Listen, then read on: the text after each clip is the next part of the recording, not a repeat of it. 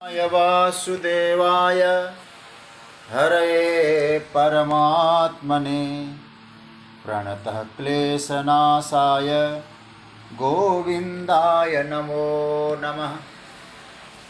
नमः परमहंसास्वादितचरणकमलचिन्मकरन्दाय भक्तजनमानसनिवासाय श्रीरामचन्द्राय।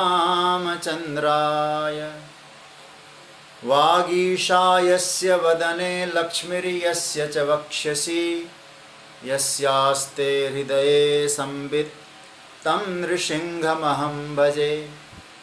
गुरुर्ब्रह्मा गुरुर्विष्णुर्गुरुर्देवो महेश्वरः गुरुस्साक्षात् परब्रह्म तस्मै श्रीगुरवे नमः। भगवत चरण कमलानुरागी मेरे प्रिय स्वजन, आप सभी को मेरा प्रणाम, अभिनंदन, राधे राधे, जय श्री कृष्ण। भगवान की मंगलमय कृपा करुणा से परमात्मा के द्वारा प्राप्त समय का हम सब लोग सदुपयोग कर रहे हैं। भगवान की मंगलमय कृपा से श्रीमद् भगवद गीता के माध्यम से हम लोग भगवत चिंतन कर रहे हैं। और आज जिस श्लोक पर कल चर्चा हुई, आज उसे विराम दे रहे हैं। आज उसे और आगे की यात्रा में हम लोग जा रहे हैं। कल एक चर्चा आई कि वासांसि जीर्णानि यथा विहाय। इस श्लोक की चर्चा में भगवान कह रहे हैं कि शरीर वस्त्र की तरह है। जैसे व्यक्ति वस्त्र बदलता है तो आनंद का अनुभव करता है, नया वस्त्र उसको मिल रहा है, शरीर रूपी वस्त्र में भी ऐसा ही आनंद का अनुभव होना चाहिए। भगवान का यहाँ आशय कि शरीर मरने पर, मतलब शरीर नष्ट होने पर तुम्हें शोक नहीं करना चाहिए। भगवान किसी तरह से हम सबको शरीर के प्रति जो मोह है उस मोह की निवृत्ति करना चाहते हैं। और कल विराम के प्रसंग में एक चर्चा आई कि प्राण शक्ति और इच्छा शक्ति के संदर्भ में, कि प्राण शक्ति, प्राण उसे यात्रा करनी है, लेकिन प्राण शक्ति जाने से पहले इच्छा शक्ति की निवृत्ति हो जाए तो वो दिव्य मुक्ति का अनुभव करता है। लेकिन इच्छा शक्ति बनी रहे, प्राण शक्ति तो अपने समय पे जाना है, इच्छा शक्ति बनी रहे, फिर अन्य योनियों में उसे जाना पड़ता है। उसकी चर्चा भी हम करेंगे। एक छोटे से उदाहरण से बात को हम आगे ले जाते हैं। साइकिल हम चला रहे हैं, बाईसाइकिल की यात्रा कर रहे हैं, दोनों पैडल हम चला रहे, मार रहे हैं। और जब चलते चलते अचानक रास्ते में रेड लाइट जली तो हमारी गाड़ी, हम बहुत स्पीड में, हम साइकिल बहुत स्पीड में चला रहे थे। जब अचानक हमें रुकना पड़ता है तो गिरने का अवश्य डर रहता है। तो फिर क्या करना चाहिए? इस उदाहरण से हमें समझना चाहिए कि हमें मालूम है कि शायद वहाँ रेड लाइट होगी, तो हमें क्या करना होगा? धीरे धीरे धीरे धीरे अब उस पैडल को कम करना होगा, जिससे कि वहाँ पहुँचते ही हमें ब्रेक लगाने की आवश्यकता न पड़े, स्वतः ही हमारी साइकिल रुक जाए।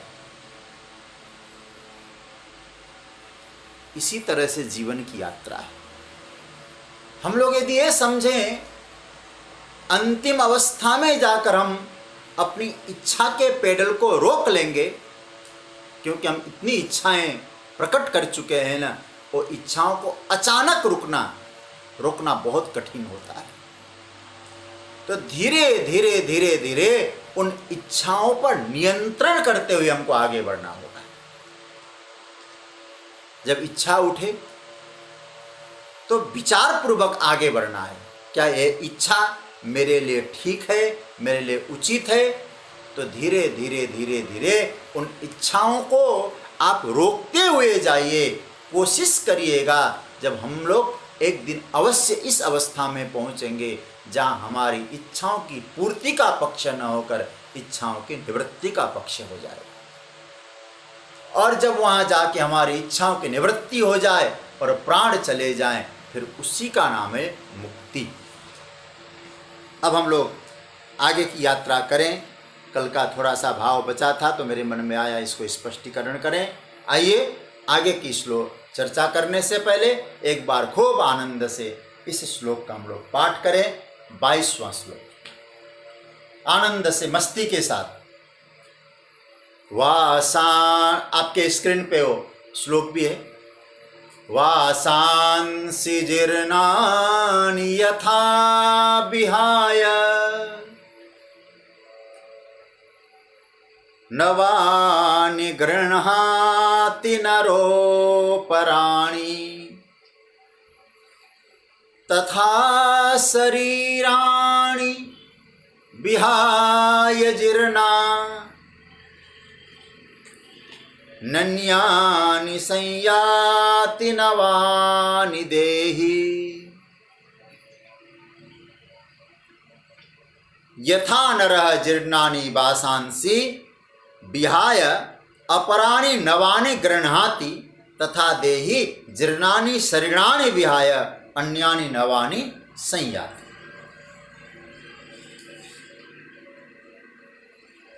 इसका अर्थ कल भी बोल चुके हैं।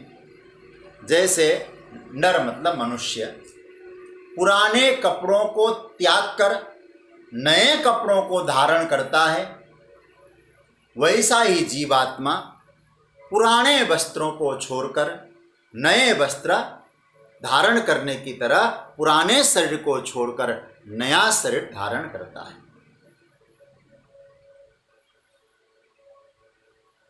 जब हम कपड़े पहनकर बैठते हैं तो हमें स्वतः अनुभव होता है कि हमने कपड़े पहने हैं। कपड़े हम नहीं हैं, हमने पहने हुए कपड़े हैं। ऐसा क्या कभी हमें यह अनुभव हुआ? ये शरीर भी हमने पहना है, मैं शरीर नहीं हूं। कई तरफ तो अनुभव होता है हमको, कई जगह तो मकान में हम रहते हैं तो हमको यह अनुभव होता है कि मकान मेरा है, मकान मैं नहीं हूं, मकान में मैं रहता हूं।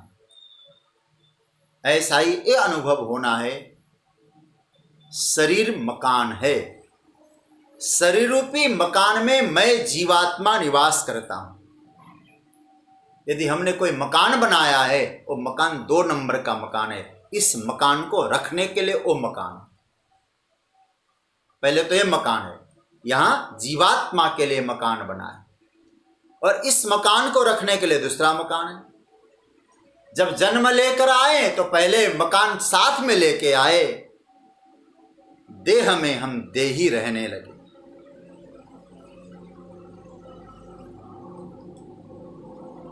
पुराने वस्त्र की तरह ये अनुभव हो जाए। अब हमें वस्त्र बदलना है, मकान बदलना है।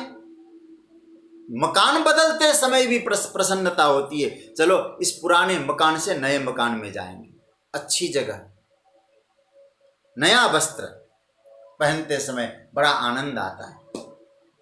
अच्छा, आप जरा अपने आप से कहिए, विचार करिए, ऐसा कौन व्यक्ति होगा जो नया कपड़ा पहनता हो और उसे आनंद और प्रसन्नता न हो? ऐसा होगा? हाँ, कुछ हो सकते हैं। कुछ बालक हो सकते हैं, जो छोटे छोटे शिशु है ना, जैसे कहीं यात्रा में जाना हो, माँ ने सब व्यवस्था करी, अब उनके कपड़े जो बालक ने पहना है उनको उतार के मैं दूसरे कपड़े पहना दूं, उस वक्त वो बालक रो सकता है। बोले नहीं नहीं नहीं, परेशानी होता है उसको, और पहनने को मना करता है। यदि वो बालक कौन है, तो बालक ही एक तरह से देखा जाए अज्ञान की अवस्था, बचकाना, ना समझी, बालक कहते हैं उसको। इसलिए तो यहां कहा गया है पूतना, श्रीमद् भागवत में कहा गया पूतना अविद्या है। वो किसको मारती है? बालकों को, ऐसा लिखा है। छोटे छोटे बाल, शिशुन चचार निगृहन्ति, वृद्धों को नहीं, जवानों को नहीं, छोटे छोटे बच्चों को मारती। पूतना को महाप्रभु जी कहते हैं अविद्या पूतना स्मृता, अविद्या है। अविद्या बालकों पर प्रहार करती है, इसका अर्थ होता है जो अविद्या है अज्ञानियों पर ही प्रभाव डालती है, ज्ञानियों पर नहीं डालती। तो बालक कौन है? अज्ञान की अवस्था है। वो कहते नहीं हमें कपड़ा नहीं बदलना, हम इसी को पहन के जाएंगे, परेशान न करो। यदि कोई व्यक्ति ऐसा कहता है, हमारे भगवान श्री कृष्ण कहते, उसको उस शरीर के प्रति तादात्म्य का भाव आ गया, एकात्मता का भाव आ गया। जब एकात्मता का भाव आएगा, ऐसा अज्ञानी ही शरीर को बदलते समय रोएगा। लेकिन जो ज्ञानी है शरीर को बदलते समय प्रसन्नता का अनुभव करेगा, क्योंकि शरीर के साथ उसको एकात्मता नहीं।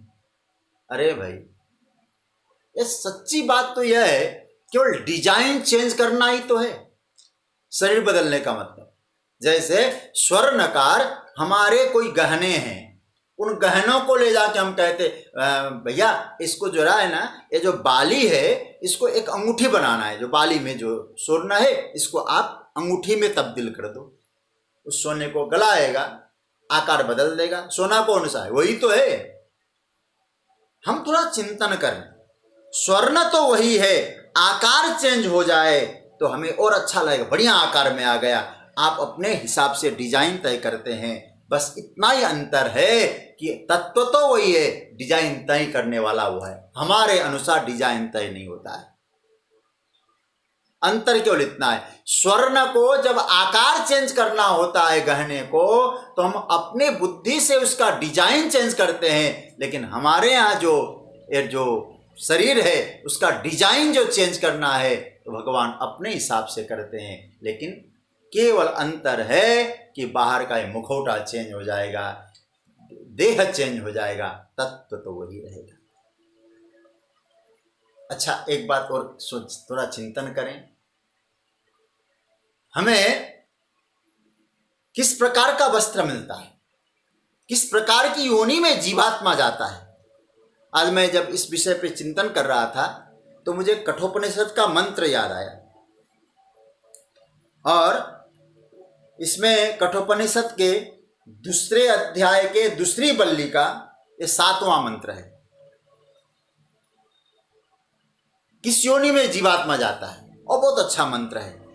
कहते योनि मन्ये प्रपद्यन्ते शरीरत्वाय देहिन स्थाणु मन्येनु संयन्ति यथा कर्म यथा स्तुति। बड़ा सुंदर सूत्र है। नचिकेता, और बड़ा सुंदर संवाद है, आप सब जानते हैं। नचिकेता को यमराज उपदेश करते हुए कठोपनिषद में कहते हैं कि हमारे कर्मों के आधार पर और हमारे ज्ञान के आधार पर हमें आगे की यात्रा करनी होती है। कर्म और ज्ञान के आधार पर हमें आगे की यात्रा होती है। इसलिए अपने कर्म पर पैनी दृष्टि रखो और अपने ज्ञान को सही समझो। कैसे? इसको थोड़ा सा चिंतन करें। देखो, मनुष्य के रूप में हम आए हैं। उपनिषद के अनुसार कभी इस मनुष्य योनि में आए हैं तो शरीर जैसे प्राण चले जाते हैं तो उस वक्त मनुष्य का अपग्रेड होता है, ऊपर उठता है, तो कहते हैं देव योनि में जा सकता है। अन्य दूसरा, कभी उसी मनुष्य योनि में आ सकता है, लेकिन दो चीजें बताई, कर्म और ज्ञान। और तीसरा, कभी कभी वो मनुष्य योनि की अवनति होती है। और मैंने संभवतः एक दिन कहा होगा, ये धरती में मनुष्य रहता है, ऊपर देवता रहते, नीचे असुर रहते हैं। तो इस समय हम बीच में हैं, हमारी यात्रा ऊपर भी हो सकती है, हमारी यात्रा नीचे भी हो सकती है। इसलिए तो हम लोग जय श्री राधे कह के हाथ ऊपर करते हैं ना, हे राधा अब संसार की धारा में नहीं, अपने पर प्रभु के चरणों में पहुंचाओ। हाथ ऊपर करने का ऊर्ध्वगामी बनना है। तो इसका अर्थ क्या हुआ? और देखो, अवनति जब होती है तो कहां? बोले पशु योनि में जाएगा, स्थावर योनि में जाएगा। और स्थावर योनि में मतलब वृक्ष इत्यादि। और वृक्ष में भी कभी पौधा बन जाएगा, 1-2 महीने बाद, साल 2 साल बाद उसकी यात्रा पूरी हो गई, कर्म बंधन छूट गए। और कभी कभी पेड़ के रूप में, भाई बड़े बड़े पेड़, बरगद पीपल के पेड़ कितने सालों के पुराने होते हैं, इतने दिनों तक उसे यहां रहना है। ये योनियों का क्रम बताया है। लेकिन इसको कैसे हम ठीक समझे? भगवान कहते हैं ज्ञान और कर्म के माध्यम से। इसलिए कहते ना, ज्ञान और कर्म के आधार पर,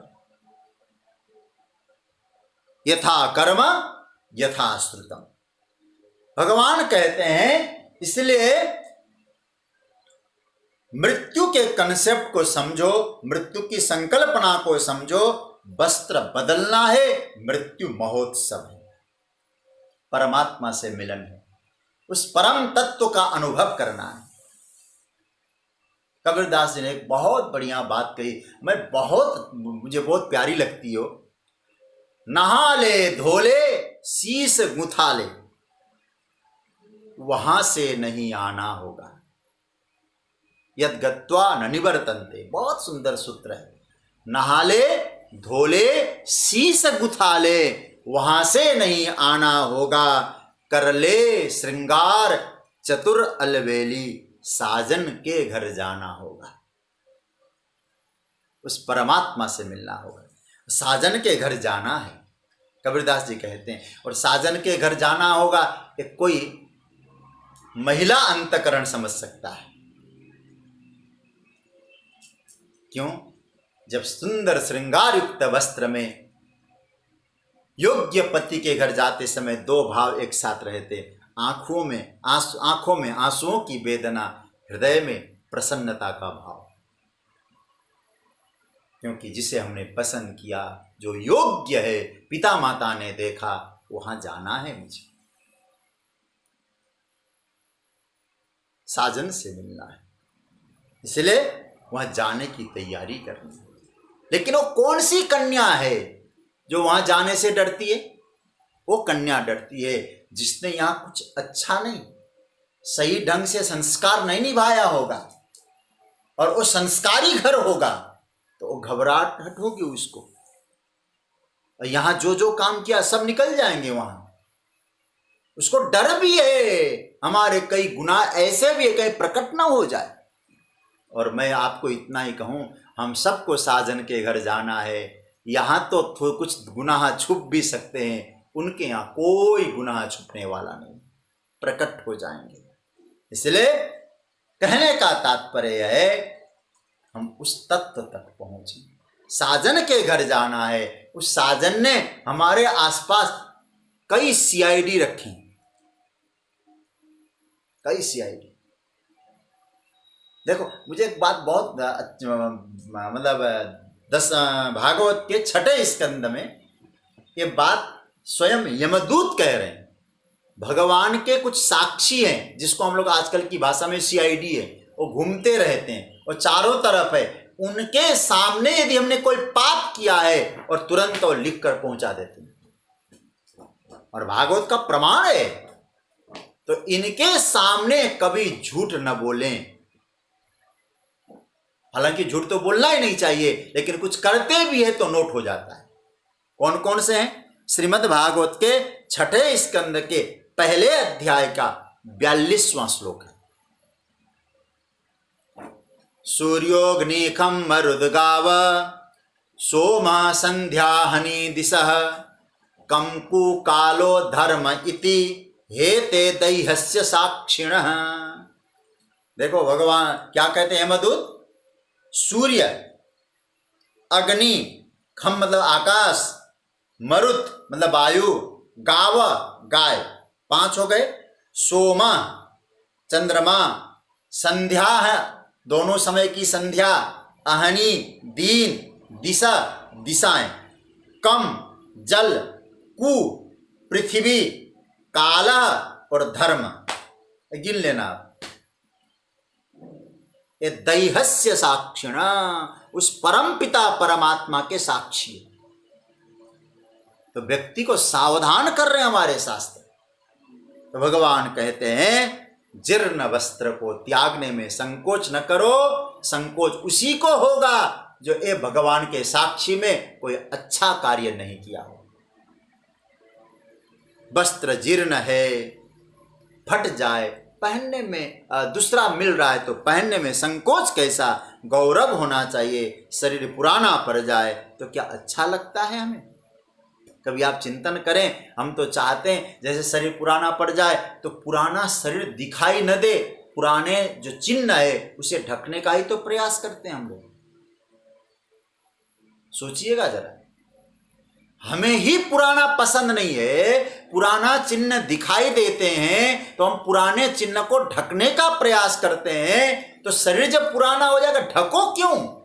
भगवान कहते वो तो सहज एक दिन जाना है। इसलिए प्रकृति के नियम को स्वीकार करो, और स्वीकार करना ही पड़ेगा। और याद रखना, चाहे कराह के स्वीकार करो, चाहे सराह के स्वीकार करो, चाहे सराहना करके स्वीकारें, चाहे कराह के स्वीकारें, स्वीकारना पड़ेगा। और इतना ही नहीं, सहना पड़ेगा अवश्य। बस एक काम है, भगवान कहते तैयारी करो।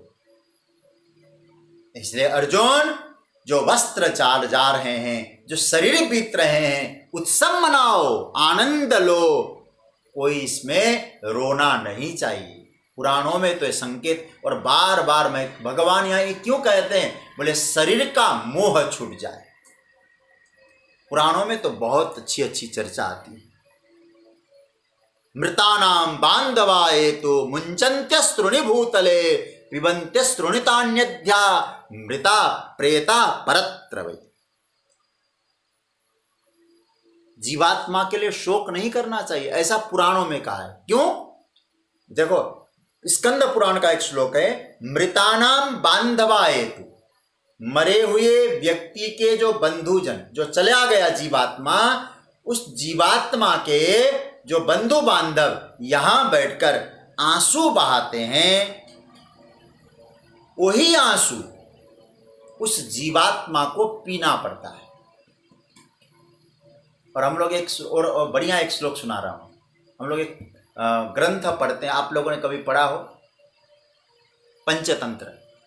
हम लोग पंचतंत्र की तो कहानी पढ़ लेते हैं। विष्णु शर्मा ने क्या भाव दिया है उसमें अंतिम भेद है, अंतिम प्रकरण मित्र भेद प्रकरण। उसमें क्या बढ़िया बात कही, श्लेष्माश्रु बांधवैर मुक्तम प्रेतो भुंक्ते यस्तो वसः तस्मान्न रोदितव्यम भी क्रिया कार्यस्य शक्ति, क्रिया कार्यास्य शक्ति। देखो यहाँ क्या कहा है, श्लेष्म अश्रु, श्लेष्म कहते हैं ना नाक से जो निकलता है, और जब रोते हैं ना खूब ज्यादा तो आंखों से आंसू और नाक से भी क्या क्या निकलता है, क्या कहते हैं, श्लेष्माश्रु बांधवैर मुक्तम। चले गए ना हम लोग, यहाँ रोने लग गए, आंख नाक से भी निकल रहा है, मुंह दान जो है आंख से भी निकल रहा है, ये सब तैयार होके जाता है, और अदृश्य रूप से जो मृतात्मा है उसको पीना पड़ता है। पिबन्त्यस्तृणितान्य तस्मान्न रोदितव्यम, इसलिए रोना नहीं चाहिए। तो भगवान कहते हैं अर्जुन, मृत्यु किसी प्रकार से रुदन जैसा है ही नहीं। फिर क्यों व्यक्ति रोता है? भगवान तो स्पष्ट कहते हैं कि अर्जुन, महोत्सव है। पूज्य डोंगरे जी महाराज कहा करते थे, व्यक्ति कैसे, और जो उपनिषद का वाक्य महापुरुष अपनी वाणी में बोला करते थे, कैसे आता है? तो कहते हैं, एक दादाजी की हार्दिक इच्छा थी, 80 वर्ष के लगभग होने वाले थे, तो उनकी इच्छा थी पोते की शादी हो जाए। पोते का विवाह हो गया, पोते की पत्नी घर में आ गई, बहू आ गई। अब धीरे धीरे तो वृद्ध शरीर जर्जर होने लगा, काम धाम कम होने लगा, बाहर निकलना कम होने लगा। लगभग 1 साल बीत गए पोते का विवाह का। अब पूछने लगे अपनी बहू से, डोंगरे जी महाराज कहा करते थे, पूछते हैं कोई खुशखबरी नहीं आ रही है क्या, कोई समाचार बहू का? बार बार पूछते, नई बहू का समाचार क्या है? अब बाबूजी को कौन समझाएं, जमाना बदल गया। आजकल के बहू लोग, आजकल जो बहू आती है ना, जल्दी समाचार नहीं देते। पुराना जमाना तो रहा नहीं। अब बाबूजी को कैसे समझाया जाए? वो लोग तो 2-4 साल तो कहते हैं ना, एंजॉय ही करते रहेंगे। तो अब यहाँ क्या हुआ कि बाबूजी से कहने लगे, बाबूजी अभी तो नहीं, अभी तो नहीं, अभी तो नहीं। अब बाबूजी का शरीर धीरे धीरे जर्जर होने लगा। अब महाराज समाचार पूछते पूछते बाबूजी चल बसे। तो क्या हुआ, ठीक साल भर बाद समाचार भी आ गया, पोते का जन्म। पर पोता क्योंकि चाह रहे थे ना कि मेरे आंखों के सामने हो जाए, तो कहे स्वर्ग में सीढ़ी पहुंचा देगा, स्वर्ग तक सीढ़ी लगा देगा, सोने की सीढ़ी क्या क्या बोलते हैं ना। अब 1 साल बाद वो बहू का जो बेटा हुआ, तो कुछ दिनों के बाद क्या, वाह, डोंगरे जी महाराज का भाव, कहते थे इसका तो जो नाक है ना, एकदम बाबूजी जैसा है, दादा परदादा जैसा। अरे देखो इसके आंख देखो तो सही, बाबूजी जैसे। कान देखो, बाबूजी जब हंसता है ना, बाबूजी लगता है। हमारे महापुरुष कहते बाबूजी लगता नहीं, बाबूजी आ गए दोबारा पोते के रूप में आ गए, पर पोते के रूप में आ गए। तो कहने का मतलब क्यों, अब हमको 3 रूपों में समझने की कोशिश करते हैं। आइए, क्यों आता है? अभी तो यथा कर्म यथा श्रुतम की बात आ गई, लेकिन शास्त्रीय आधार पर जीवात्मा जब वस्त्र त्याग करके जा गया, दोबारा आया क्यों? 3 कारण है, इसको आप लोग नोट कर लें। कर्म की दृष्टि, ज्ञान की दृष्टि और भक्ति की दृष्टि, अलग अलग दृष्टिकोण से आता है। और कर्म की दृष्टि से क्यों आता है? और जीवात्मा इसलिए आता है क्योंकि उस जीवात्मा को शुभ और अशुभ कर्म का फल भोगना है। समझ रहे होंगे बात? शुभाशुभ कर्म का फल भोगने के लिए जीवात्मा आया, एक कर्म की दृष्टि। ज्ञान की दृष्टि क्या कहती है? अज्ञान के कारण आया, अविद्या के कारण आया। भक्ति की दृष्टि क्या कहती है? भक्ति की दृष्टि कहती है परमात्मा से विमुखता के कारण आया। आपने नोट कर लिया होगा। कर्म की दृष्टि में शुभाशुभ कर्म का फल भोगने आया, ज्ञान की दृष्टि में अज्ञानता के कारण आया, और कर्म की दृष्टि, भक्ति की दृष्टि में परमात्मा से विमुखता के कारण उसका जन्म हुआ। महाराज, ऐसा कोई उपाय करो किसी भी दृष्टिकोण से दोबारा आना ना पड़े। मैं बार बार कहता हूं, अप्रवासी बने और अनऋण बने, ऋण मुक्त हो जाए, अब यात्रा पूरा हो जाए, प्रवास पूरा कर लें। आजकल तो चल पड़ा है ना भाई, क्वारंटाइन कितने दिन का है, कहीं जाता है ना, कहा कि अरे कोरोना का चक्कर है, इतने दिन का क्वारंटाइन, पता नहीं 14 दिन का है कि कितने दिन का रखा है, और हम भी क्वारंटाइन में हैं, और कब पूरा होगा और उस परमात्मा के पास जाना होगा। तो हम भी प्रभु से प्रार्थना तो करें, भगवान एक किसी भी दृष्टिकोण से हमारा छूटे, उसके लिए क्या उपाय है, कैसे छूटेगा। अब ये भी आप नोट करें, कैसे छूटेगा। 2 हेतु से छूटेगा। पहला, मिली हुई स्वतंत्रता का सदुपयोग करो, और दूसरा, मिली हुई स्वतंत्रता का सदुपयोग और जानकारी का आदर। जो आपको जानकारी मिली है उसका आदर करो। अब मिली हुई स्वतंत्रता का सदुपयोग किसको कहेंगे? पहले तो आप ये समझ लें, स्वतंत्रता हमको किस में मिली है। हमारे लिए स्वतंत्रता क्या है, कभी आप चिंतन करें तो भगवान आगे जाकर दूसरे अध्याय के ही 47वें श्लोक में कहेंगे, स्वतंत्रता हमको मिली है कर्म की, कर्मण्येवाधिकारस्ते मां फलेषु कदाचित्। हमें एक स्वतंत्रता मिली है, कर्म की ही स्वतंत्रता मिली। तो अब जो स्वतंत्रता आपको प्राप्त, कभी कभी क्या होता है, व्यक्ति को स्वतंत्रता मिल जाए तो स्वच्छंद बन जाता है।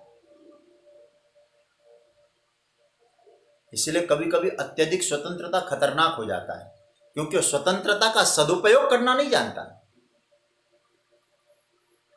शक्ति का दुरुपयोग करेगा, संपत्ति का दुरुपयोग करेगा, समझ का दुरुपयोग करेगा। तो भगवान क्या कहते हैं, तुमको स्वतंत्रता किसमें मिली है उसका सदुपयोग करो। मतलब कर्म कैसा करना, कर्म करने में ही स्वतंत्र, फल में तो हम परतंत्र है। तो जो स्वतंत्र मिला है उस स्वतंत्रता का आप सदुपयोग करो। ऐसा कोई कर्म न हो जो मेरा परम पिता परमात्मा उस कर्म को पसंद नहीं करता। ऐसा कोई कर्म न हो, क्योंकि उसको पसंद हो ऐसा ही कर्म बने। दूसरा, जानकारी का आदर करो। गड़बड़ कब होता है, हम अपनी जानकारी का बहुत अनादर करते हैं। अब आप सोचिए, आपको जानकारी किस चीज की है? आपको मालूम है सत्य बोलना चाहिए, इसकी जानकारी है कि नहीं? हमको मालूम है सच बोलना चाहिए, शास्त्र ने भी कहा है सत्य का भाषण करना चाहिए, ये जानकारी है। लेकिन हम कितना सदुपयोग करते हैं जानकारी का, कितना आदर करते हैं जानकारी का। हम झूठ बोलते हैं कि नहीं बोलते हैं? तो आपने अपनी जानकारी का अनादर किया, ठीक है। चोरी करना पाप है, चोरी नहीं करना चाहिए, ये जानकारी हमको है, लेकिन उसका हम लोग आदर करते हैं कि अनादर करते हैं? ये तो आपने समझ लिया।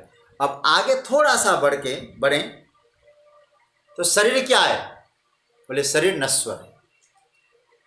ये हमें मालूम है, जान रहे हैं, रोज लोगों को मरते हुए देख रहे हैं, इस शरीर को एक दिन छोड़ना ही छोड़ना है। इसका मतलब है ये शरीर नश्वर है, शाश्वत नहीं है, हमेशा रहने वाला नहीं है। ये हमको भीतर से मालूम है कि नहीं है? ये जानकारी हमको, लेकिन इसके प्रति मोह रखना जानकारी का अनादर है। ध्यान देना इस बात को। बड़ा ठाकुर जी जो बात कह रहे हैं, जो जानकारी आपको है उसका अनादर मत करो, उसका आदर किया करो। क्योंकि देख रहे हैं लोग मर रहे हैं, नित्य जाना ही जाना है, शाश्वत रहने वाला नहीं है। ये जानते हुए भी उसके प्रति मोह रखना ये जानकारी का अनादर है। तो 2 बातें आ गई, स्वतंत्रता का सदुपयोग और जानकारी का आदर। यदि हम दोनों अपने पास रखेंगे तो याद रखिएगा, फिर दोबारा आपको आना नहीं होगा। वस्त्र बदलने की तरह मृत्यु मंगलमय बने। अच्छा, एक बात मन में संशय हो सकता है, ठीक है प्रभु, ये वस्त्र बदलने में तो व्यक्ति स्वतंत्र है, लेकिन शरीर बदलने में तो परतंत्र है, तो आप वस्त्र के साथ शरीर का उदाहरण क्यों दे रहे हैं? भगवान यहां शरीर और वस्त्र का उदाहरण तो सामान्य बात है, भगवान यहां शरीर के वियोग से होने वाले दुख और शोक को मिटाना चाहते हैं। अच्छा, एक बात और मैं आपसे कहूंगा, अच्छा, मरने से व्यक्ति को दुख होता है कि नहीं होता है? आप तुरंत बोलेंगे दुख होता है, और मैं कहूंगा शास्त्रों के आधार पर मरने से व्यक्ति को दुख नहीं होता है, मरना तो पड़ेगा।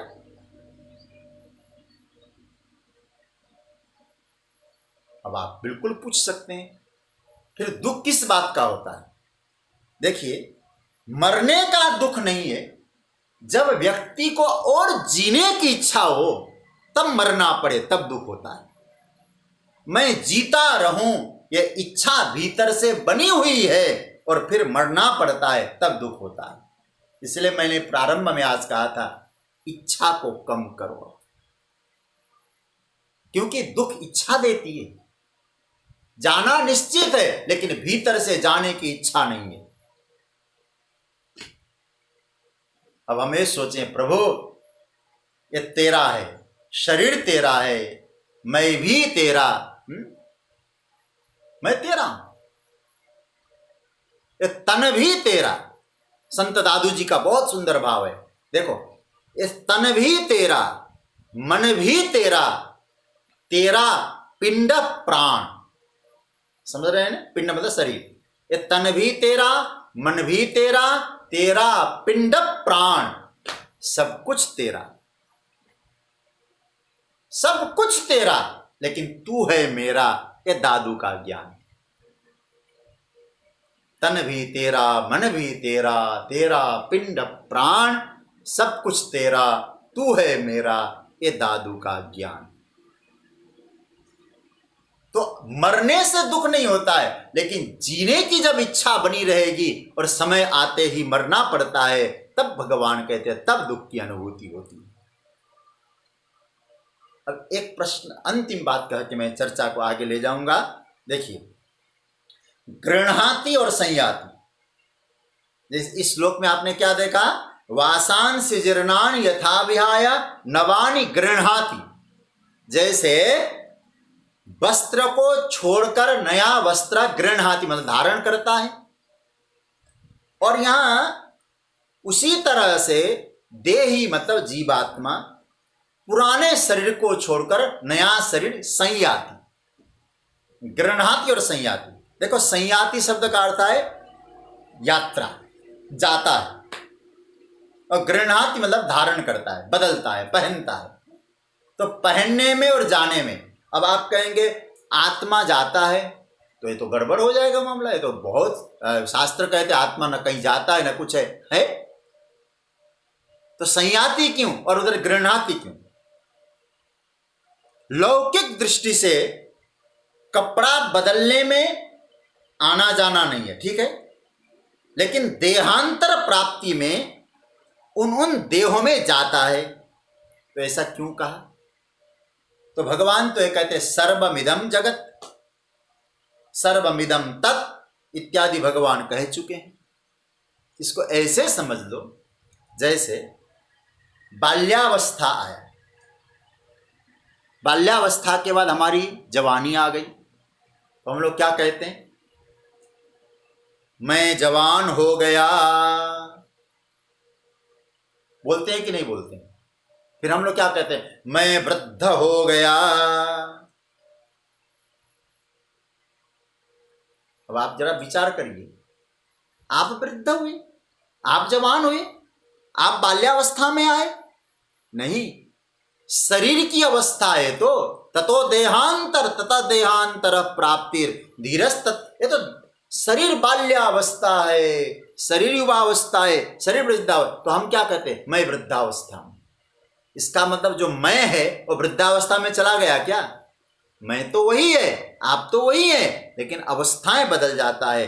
जैसे हम लोग कहते हैं मैं बूढ़ा हो गया, मैं जवान हो गया, तो क्या इसी तरह से जब शरीर के साथ तादात्म्य भाव आता है, फिर स्वयं को आना जाना हम लोग मान रहे हैं, बल्कि आना जाना शरीर का धर्म है, देह का धर्म है, देही का धर्म नहीं है।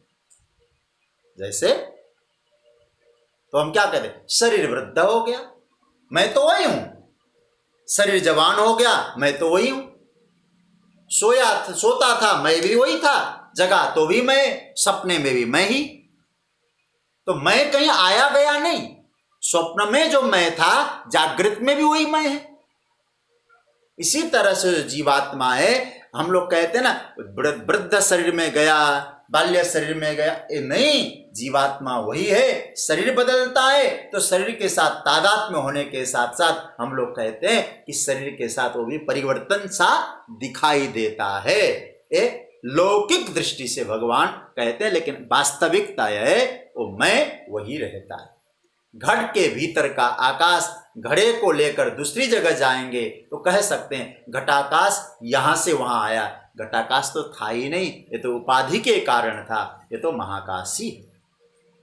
इसलिए इस श्लोक का भाव यह है कि जैसे पुनः कह दो, इस शरीर को जब दूसरा कपड़ा हम शरीर से, एक कपड़ा पुराना होने पर जैसे दूसरा कपड़ा बदलते हैं, तो जैसे हमको किसी प्रकार का दुख और कष्ट नहीं होता है, जीवात्मा और भीतर चेतन तत्व जब दूसरे कपड़े में जाता है तो उसी तरह से उसको भी आनंद की अनुभूति होनी चाहिए।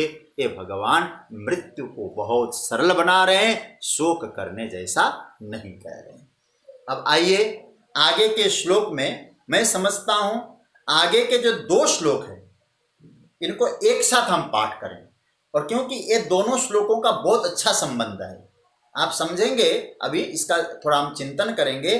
23वां और 24वां हम लोग एक साथ इनका चिंतन करेंगे और पाठ भी करेंगे एक साथ, और इसका अर्थ का अनुसंधान भी करेंगे एक साथ, तो समझने जैसा है दोनों को। आइए 23 और 24 2 श्लोक, इनका हम लोग चिंतन करें। आपके स्क्रीन में दोनों श्लोक आ जाएंगे। आइए 23वां श्लोक पहले, और प्रसिद्ध श्लोक है, नैनं छिन्दन्ति शस्त्राणि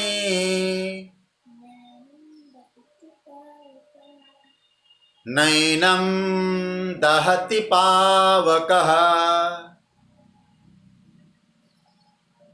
न चैनं क्लेदयन्त्यापो न शोषयति मारुतः अच्छेद्योऽयमदाह्योऽय मक्लेद्यो शोष्य एव च नित्यः सर्वगतस्थाणु रचलोऽयं सनातनः। ऊपर के श्लोक का पहले साधारण अर्थ समझ लें। एनं शस्त्राणि न छिन्दन्ति, एनं पावक न दहति, एनं आप न क्लेदयन्ति च मारुत न शोषयति।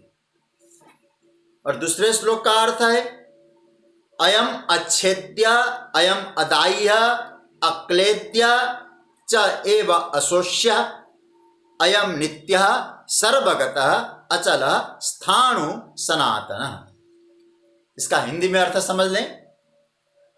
एनम शस्त्राणि न छिन्दन्ति, इस आत्मा को शस्त्र काट नहीं सकते। एनम पावक न दहति, इस आत्मा को अग्नि आग नहीं जला सकती। एनम आप न क्लेदयन्ति, इस आत्मा को जल भिगा नहीं सकते। च और मारुत न शोषयति, और हवा इसको सुखा नहीं सकती। अयम अच्छेद्य, एक काटने योग्य नहीं है। ए अयम अदाई है, ये जलने योग्य नहीं है। अयम अक्लेद्य, ये भीगने योग्य नहीं है। च एवं अशोष्य, ये सूखने योग्य नहीं है। अयम, यह कैसा है? नित्य है, काल परिच्छिन्न से रहित है, सर्वगत है, सब जगह है, अचल है, परिवर्तनशील नहीं है, स्थाणु है, इसका न आना है न जाना है, और सनातन है, हमेशा रहने वाला है। ये 2 श्लोकों का हमने साधारण अर्थ देख लिया। अब इनको ज्यादा विस्तार करने की आवश्यकता नहीं है, क्योंकि ऐसे भगवान ने आत्मा के लक्षण पहले भी कई बार कह चुके हैं, और बार बार गीता में तो भगवान कई बार संकेत कर रहे हैं। मैं आपको कहूं, इसको पुनरावृत्ति दोष मत समझ लेना, क्योंकि आत्मा के विषय में नित्य भगवान कई बार कह रहे हैं, सनातन शब्द का प्रयोग कई बार कह रहे हैं, लेकिन हम लोग ये समझ लें ये तो पुनरावृत्ति है, ये गलत है। क्योंकि किसी चीज को बार बार कहने से उसके संस्कार टिक जाएं तो जीवन का कल्याण हो जाए। इसलिए इसको बार बार ठाकुर जी समझाने की कोशिश कर रहे हैं, कहीं भूल न जाएं कि हम कौन हैं। तो भगवान कह रहे हैं 4 तत्वों की चर्चा की है, शस्त्र और अग्नि, जल और वायु। इसमें आकाश तत्व की चर्चा नहीं की।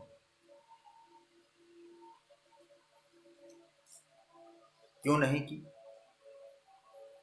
पहली बात तो आप ये समझ लो, इस श्लोक का मैं संक्षेप में अर्थ करूंगा, क्योंकि कई बार इसका आत्मा के लक्षणों का चिंतन हो चुका है। तो पहला तो भगवान कहते हैं, इसकी मैं आगे चर्चा करूंगा इसी श्लोक में, 4 तत्वों की चर्चा। भगवान कहते हैं कि इस आत्मा को शस्त्र नहीं काट सकते। शस्त्र क्या है? ये पृथ्वी तत्व। क्यों? शस्त्र जो भी, चाहे वो लकड़ी के हों, चाहे लोहे के हों, चाहे पीतल के हों, चाहे तांबे के हों, चाहे AK-47 बंदूक हो, ये सब पार्थिव हैं, ये पदार्थों से निर्मित है, और पदार्थ सब पार्थिव होने के कारण मटेरियल से बने, और मटेरियल को ही हमारे यहां पार्थिव कहा गया है। पदार्थों के द्वारा उसको नहीं मारा जा सकता, क्योंकि पृथ्वी तत्व की पहुंच वहां तक है ही नहीं। क्योंकि एक बात और समझना, एक दिन मैंने शायद संकेत में कहा था, यदि वो तत्व है वो उस पर क्योंकि भीतर यदि कोई चीज है, जैसे संसार का प्रभाव शरीर पर, शरीर का प्रभाव इंद्रियों पर, इंद्रियों का प्रभाव मन पर, मन का प्रभाव बुद्धि पर, बुद्धि का प्रभाव आत्मा पर पड़ना चाहिए। तो आत्मा पर प्रभाव क्यों नहीं पड़ता? और मैंने एक दिन शायद कहा था, मुझे स्मरण में आ रहा है, क्योंकि बात को संस्कार में बैठाना है। जैसे एक बटलोई में चावल रख दें, नीचे आग लगा दें, आग का प्रभाव बटलोई पर, बटलोई का प्रभाव पानी पर, पानी का प्रभाव चावल पर पड़े तो चावल गल जाए। तो उसी तरह से संसार का शरीर पर, शरीर का इंद्रियों पर, इंद्रियों का मन पर, मन का बुद्धि पर, और बुद्धि का आत्मा पर प्रभाव पड़ना चाहिए। तो सीधी सी बात है, प्रभाव किस पर पड़ेगा? जो दृश्य वस्तु है उस पर पड़ेगा। चावल पर प्रभाव पड़ा क्योंकि चावल दिखाई दे रहा है। अब आपसे मैं कहूं, चावल का तो आकार निश्चित है, आत्मा का आकार बता दीजिए हमको जरा। आत्मा कैसा है? गोल मटोल है या चकोर है, ट्रायंगल है, कैसा है आत्मा? क्योंकि आकार पर प्रभाव है, वो आकार रहित है बस। इसलिए भगवान कहते हैं उस पर किसी शस्त्र का प्रभाव नहीं होता है। अरे सिनेमा के पर्दे पर, सिनेमा देखते हैं तो मारकाट होता है, पर्दे पर पर्दा फटता है क्या? वो सिनेमा के पर्दे पे रहा है, लेकिन पर्दे पर क्या असर हुआ? कुछ नहीं हुआ। तो भगवान कहते उस पर मारने पर पर्दा नहीं पड़ता। नैनम दहति पावक, आग जला नहीं सकती। पावक मतलब क्या है? अग्नि तत्व। वो क्या जलाएगा? शरीर में विकार उत्पन्न कर सकता है, शरीरी में वो अग्नि तत्व भी विकार उत्पन्न नहीं कर सकता है। सीधी सी बात है, आग जले सिनेमा में पर्दा नहीं जलता। न चैनम क्लेदयन्त्यापो, जल तत्व की बात कही, वो भिगो नहीं सकता। क्यों नहीं भिगो सकता? क्योंकि वहां उसकी गति नहीं। शरीर को भिगो सकता है, शरीरी को नहीं। और अंत में कहा न शोषयति मारुतः, पवन उसको सुखा नहीं सकता। अब मैं आपसे कहूं, जब पंच महाभूत है, पंच तत्व है, भगवान ने चार तत्वों की ही चर्चा क्यों की? अब गीता पढ़ने वाले लोग इस पर चिंतन करते हैं। कौन कौन से तत्व की चर्चा की? पृथ्वी तत्व, शस्त्र, जल तत्व, तेज, अग्नि तत्व, अग्नि के बारे में आया। पृथ्वी तत्व, जल तत्व, अग्नि तत्व और वायु तत्व, ये चार तत्व की चर्चा की, लेकिन आकाश तत्व की चर्चा नहीं की। क्यों नहीं की प्रभु ने? क्योंकि भगवान ये कहना चाहते हैं, आकाश सबका अधिष्ठान है। मैं अधिष्ठान और अध्यस्थ की चर्चा में कह चुका हूं पहले भी। हमारी मॉडल टाउन दिल्ली से आदरणीय रीना वो कथा सुनती है और नोट भी कर रही है। उसने एक प्रश्न किया था तो मैंने उनको अधिष्ठान और अध्यस्थ के विषय में फिर रिकॉर्डिंग करके मैंने उसको भेजा भी। शायद सबको नहीं पहुंचा होगा, मैं शायद भूल गया, सबको नहीं भेज पाया होगा, कोई बात नहीं। तो आकाश सबका अधिष्ठान। जैसे जल कहाँ है? बोले आकाश में। तेज कहाँ है? बोले आकाश में। और आकाश का मतलब वो एम्प्टी स्पेस नहीं, एम्प्टी स्पेस वो ऊपर वाला नहीं, खाली जगह आकाश है। तो आकाश तो सबको अवकाश देता है, सबको स्पेस देने का काम है आकाश का। तो अब आप थोड़ा सा भगवान यहां ये कहना चाहते हैं, और मैंने सृष्टि क्रम में शायद बताया था, आकाश से सब कुछ प्रकट हुआ है। जब सबसे पहले प्रकट हुआ आकाश, आकाश से वायु आया, वायु से अग्नि, अग्नि से जल, जल से पृथ्वी। ये सृष्टि का क्रम है। तो सबसे पहला कौन आया? आकाश। और आकाश ने ही और चारों को प्रकट किया। तो इस चारों का बाप कौन हुआ? आकाश। तो अब भगवान यहां कहते हैं, जब इन चारों का प्रभाव उनको प्रकट करने वाले आकाश पर भी नहीं पड़ सकता है, वो आकाश नहीं है, वो तो महाकाश से भी श्रेष्ठतम तत्व है। उस परम कारण, उस आकाश का भी जो परम कारण है, परम तत्व है, उस पर इन शस्त्रों का प्रभाव कैसे होगा? आप जरा चिंतन करना। भगवान यहाँ आकाश तत्व का प्रयोग न करके कहना चाहते हैं, भैया अग्नि इत्यादि का प्रभाव तो उनको प्रकट करने वाले आकाश पर भी नहीं पड़ सकता है, तो ब्रह्म पे कैसे पड़ेगा? आत्मा पे कैसे पड़ेगा? और इसी बात को आगे स्पष्ट भगवान कहेंगे 13वें अध्याय के 31वें श्लोक में। नहीं पड़ेगा, भले ही शरीर के भीतर रहता हो। स्पष्ट ठाकुर जी ने कहा है, अनादित्वात् निर्गुणत्वात् परमात्मायमव्यय शरीरस्थोपि कौन्तेय न करोति न लिप्यते। यहां कोई ऐसी बात है ही नहीं, क्योंकि उस पर किसी प्रकार का प्रभाव नहीं। याद रखना, भगवान यहां काटने और मारने की बात क्यों कह रहे हैं? युद्ध का प्रसंग है इसलिए कह रहे हैं। अन्यथा भगवान हम सबको इन उदाहरणों के माध्यम से ये कहना चाहते, आत्मा किसी प्रकार के कर्म का कर्ता और किसी प्रकार के हंता कुछ भी नहीं। कोई उसको बिगाड़ नहीं सकता, वो तो है बस एक अनादि तत्व है। अच्छा, 5 मिनट हमारे पास है, इस श्लोक आगे वाले श्लोक की भी थोड़ी चर्चा कर लेते हैं। भगवान यहां पहले तो शस्त्रों की चर्चा की है, 4 तत्वों से कहा उनके द्वारा प्रभाव नहीं पड़ेगा। और फिर आगे भगवान कहते हैं मारने वाले पदार्थ तो असमर्थ है। ठीक है, ये चारों प्रकार के जो पदार्थ है ये अपने ही बाप को नहीं मार पाए तो उस परम तत्व को कैसे मार पाएंगे। तो इसलिए मारने वाले पदार्थों की तो असमर्थता भगवान यहां प्रकट कर दी। अब आत्मा में मरने की योग्यता ही नहीं है, इस बात को भगवान सिद्ध कर रहे हैं इस 24वें श्लोक में। क्या कह रहे हैं? अयम अच्छेद्य। जैसे क्या कहा था, इसको शस्त्र नहीं काट सकते, तो भगवान ने यहां उसका उत्तर दे दिया। क्यों नहीं काट सकते? अच्छेद्य, मारने की योग्यता ही उसमें, मरने की योग्यता ही नहीं। दूसरा क्या कहा था इस श्लोक से, इसलिए इससे मिलाना पड़ेगा आपको। एक ही श्लोक से दो श्लोक इसलिए मैंने एक साथ कराया। दूसरा क्या कहा था भगवान ने कि नैनम दहति पावक, अग्नि इसको जला नहीं सकती। क्यों नहीं जला सकती? अदाई है, जलने के योग्यता है, जलने की योग्यता आत्मा में नहीं। तीसरा सूत्र भगवान ने क्या कहा था? न चैनम क्लेदयन्त्यापो, पानी जल इसको भिगा नहीं सकते। क्यों नहीं भिगा सकते? इसका उत्तर इस श्लोक में, अक्लेद्य, भीगने की योग्यता ही नहीं है।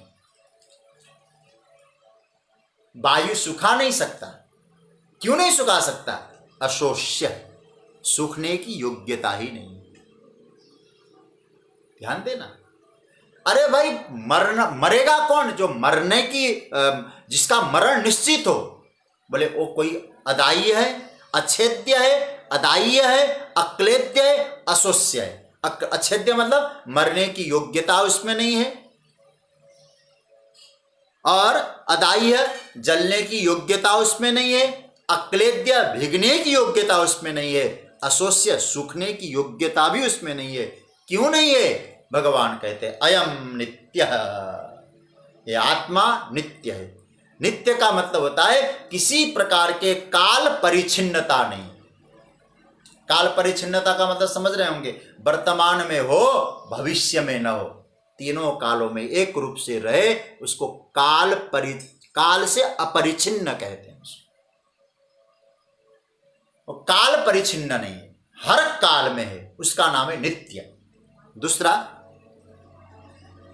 सर्वगतः, सर्वगत मतलब देश परिच्छिन्न नहीं। देश परिच्छिन्न का मतलब वो तत्व बंबई में तो है लेकिन मुंबई में तो है, दिल्ली में नहीं। किसी प्रकार के किसी देश में रही तो ऐसा नहीं, देश परिच्छिन्नता नहीं। तीसरा सूत्र क्या दिया? नित्य सर्वगत स्थाणु। स्थाणु का मतलब क्या है? परिवर्तनशील पदार्थ नहीं। परिवर्तनशील जानते हैं ना? 10 रुपये का नोट हमने अंधेरे में देखा, रखा, और प्रकाश आते ही 20 का हो गया। ये चमत्कार हुआ नहीं है, जैसा है, उसमें कोई परिवर्तन नहीं। इसलिए कोई चमत्कारी लोग आत्मा को नहीं जान पाते कि हम बड़े चमत्कार करेंगे। बोले नहीं, ये तो श्रद्धा का विषय है। अब यहां देखना, स्थाणु परिवर्तनशील नहीं। अचल, अचल का मतलब होता है गमनागमन, आने और जाने वाला नहीं, अचल है, चल नहीं है वो। और सनातन, सदा भव, हमेशा एक रूप में रहता है। तो 5 तत्व, 5 लक्षण यहां बताए। नित्य, काल परिच्छिन्नता नहीं, सर्वगता, देश परिच्छिन्नता नहीं, स्थाणु परिवर्तनशील नहीं, अचल गमनागम नहीं, सनातन सदा भवः, हमेशा रहने वाला स्थायी तत्व है, वो अस्थाई नहीं है। इसलिए भगवान कहते हैं ये आत्मा, इसको न कोई मार सकता है, न कोई सुखा सकता है। सिनेमा के पर्दे की तरह उस पर्दे में सब कुछ होता है। आग लगती है सिनेमा में, पर्दे पर असर नहीं होता है। बाढ़ आती है, पर्दे पर कुछ असर नहीं है। और जल जाए तो पर्दा नहीं जलता, काटे तो पर्दा नहीं करता। क्यों? वो है, उसी में सब कुछ है, उस पर कुछ नहीं है। ये सूत्र है। मैं चाहूंगा इन दोनों श्लोकों को हम लोग पाठ करके आज की चर्चा को विराम देंगे। कल फिर आगे हम लोग 25वें श्लोक में से आगे की चर्चा करेंगे। आइए 2 श्लोकों का पाठ पुनः करते हैं। देखिए कितनी सुविधा हमको मिली हुई है। सामने स्क्रीन में श्लोक देखिए जरा। नैनं छिन्दन्ति शस्त्राणि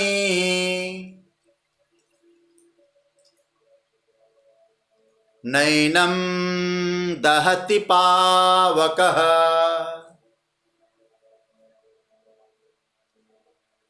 न चैनं क्लेदयन्त्यापो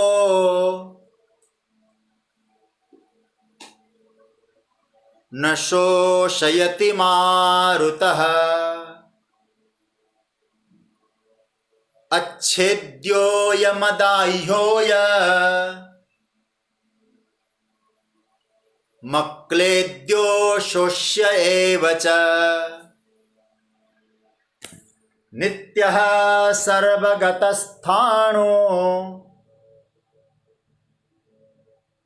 रचलोऽयं सनातनः। आगे की चर्चा कल करेंगे। कृष्णाय वासुदेवाय